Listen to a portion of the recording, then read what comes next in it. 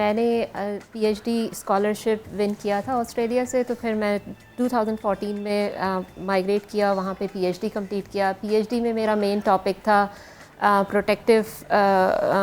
Protectiveness of walls through energy absorbing material. So ये material जो use किया जा रहा है मेनली इन स्पोर्ट्स, जैसे शूज़ की आपने एग्जांपल दी, इसी के साथ साथ वो हेलमेट्स में यूज़ करते हैं। इसके अलावा डिफेंस में भी ये यूज़ होता है फॉर बॉडी आर्मर्स। इसी तरह बायोमेडिकल में भी इसकी एप्लीकेशंस हैं फॉर हार्ट कैथीटर्स के लिए या फिर स्पेशल बैंडेजेस बनाने के लिए।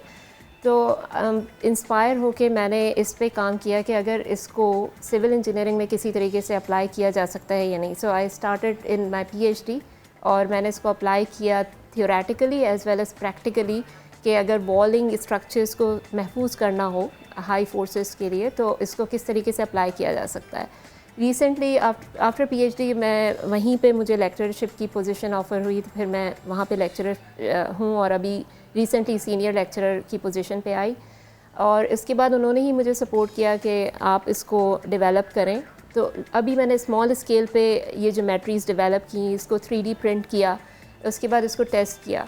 तो ये जो मेरा रिसर्च पेपर इंटरनेशनल जर्नल में पब्लिश हुआ और इससे इस मटेरियल से ये मैंने ऑब्ज़र्व किया आफ्टर एक्सपेरिमेंटिंग कि इसके अंदर हाई एनर्जी एब्जॉर्प्शन प्रॉपर्टीज़ हैं।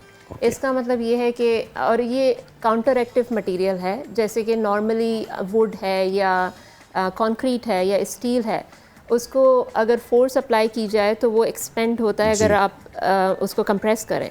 इस मटेरियल की प्रॉपर्टी बिल्कुल ऑपोजिट है, अगर आप इसे कंप्रेस करेंगे तो ये चारों तरफ से कंप्रेस होगा। What material is this?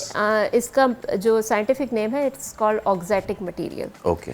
तो इसकी ये प्रॉपर्टी की वजह से इसको ऑक्जेटिक मटेरियल कहा जाता है, क्योंकि आम ज़बान में मैं क्या कहूँ इसको? आप इसका आम ज़बान में अभी कोई नाम नहीं, But let's say bioplastic. Bioplastic is one kind of material which is used to print it actually. Okay. It can be developed from any other material. For example, steel से भी इसको डेवलप किया जा सकता है। Okay. और polymer से भी डिफरेंट जो प्लास्टिक और पॉलीमर्स हैं वो भी इसको डेवलप किया जा रहा है। फोम मैंने स्टार्ट फोम से किया था, फोम को कन्वर्ट किया था। तो अब मैं 3D प्रिंटिंग और बायोप्लास्टिक इसलिए यूज़ कर रही हूँ कि एनवायरमेंटल इश्यूज़ हैं, तो हम लोगों को फ्यूचर में इट इज़ इम्पॉर्टेंट कि हम एनवायरमेंटल कंजर्वेशन पे काम करें। स्पेशली कंस्ट्रक्शन इंडस्ट्री डेवलप करती है बहुत ज़्यादा हाई पोल्यूशन, और सीमेंट प्रोडक्शन है या स्टील प्रोडक्शन है, ये सारे मटेरियल्स जो हैं वो एनवायरमेंटल हैज़र्ड डेवलप करते हैं। अच्छा, मुझे बताएं तथीर, जैसे कि आम आदमी को समझाने के लिए, जैसे कि बहुत सारे जो लोग रनिंग करते हैं, तो शूज़ की हमने इसीलिए मिसाल दी कि उनको समझ में आ जाएगा कि आम जूते वो आप जब लेके भागते हैं तो आपके पैरों में वो लगता है, बट जिस तरह एयर मैक्स हो जाए, एयर सोल शूज़ हो जाएं, वो क्या करते हैं, वो जो फोर्स आती है उस फोर्स को आपके तलवों तक पहुंचने नहीं देते, बल्कि उस फोर्स को अपने मटेरियल में एब्जॉर्ब कर लेते हैं।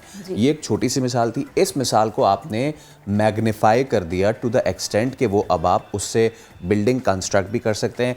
और चलें, शूज़ की हद तक तो ठीक है, लेकिन क्या जो आपकी रिसर्च है वो जिसको कहते हैं कि एप्लीकेबल है उन बड़ी इमारतों के लिए कि उनको शॉक प्रूफ बना सके या इस तरह की कोई चीज़, या फिर अगर कहीं ब्लास्ट हो रहा हो तो इस पे आपने एक्सपेरिमेंट किया है? कितने बड़े मैग्नीट्यूड तक अभी तक आप एक्सपेरिमेंट कर चुके हैं? To be honest it's in early stage. अभी मैंने स्मॉल स्केल पे हाई स्पीड लोडिंग के अंदर इसको टेस्ट किया, तो ऑब्वियसली जो मैंने ऑब्जर्व किया कार कोलिजन्स के लिए बिल्डिंग्स के ऊपर, तो 60 किलोमीटर पर आवर स्पीड से अगर कार हिट कर रही हो, so it can absorb energy, और जो पीछे स्ट्रक्चर होगा उसको ये सेफ रखेगा।